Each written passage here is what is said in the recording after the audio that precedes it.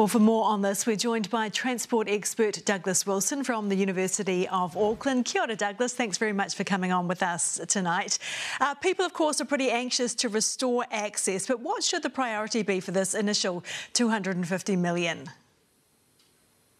Kia ora, Ingrid, and thank you for inviting me on the show. I mean, the immediate funding obviously is important and very much required in an event such as this to be able to get access back for communities. So providing main access to those communities and being able to open up clear slips, put in temporary bridges, replace culverts where they've been washed away, clearing the roads, etc. Extremely important to get that first level of access back for communities so that they can provide their mobility needs, which is economic, social and cultural opportunities to be able to recover and to be able to get around and obviously do the things they need to do. So that's the first stage that is extremely important. It's only they have been talking about rebuilding better. So how do we do that? How do we make our transport networks more resilient in the first place?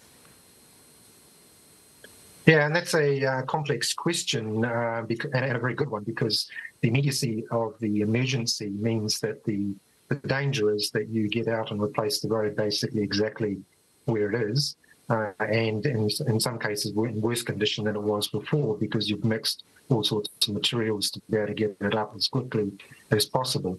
And so that's why I was indicating there that it's important that whilst we get that access up to a minimum standard to be able to get vehicles actually moving and people and freight being able to move in, we need to step back in parallel to that and get a task force that starts to plan what is next going forward over the next 6 months to a year to years and looking at the resiliency of that network. It's not going to be resolved by simply using yesterday's standards, which are not going to suit for the requirements that the climate is now actually causing us to do. So our engineering design standards don't meet the requirements that actually need going forward. Okay, so we need to update those standards. The cold hard truth, though, are there some roads that just shouldn't be rebuilt?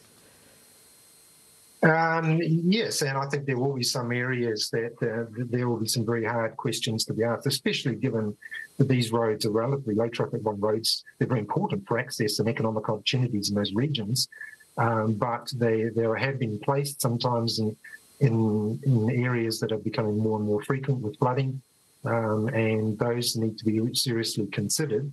But that needs to be done alongside the land use inquiry that needs to happen as well. So we need to consider access alongside land use and to ask difficult questions. It's not going to be easy, and there's going to be difficult decisions that need to be made in some of those communities. Okay, just quickly, we're almost out of time. How long can we expect these repairs to take? Ballpark. Well, the immediate ones will be taking months to potentially even providing access up to a year, but this will be multi-years in terms of providing back a network that is resilient, and so you can expect 5 to 10 years of work, probably similar to some of the Christchurch and the Kaikoura. Okay, Douglas, thank you very much for your thoughts tonight. Thank you, Ingrid.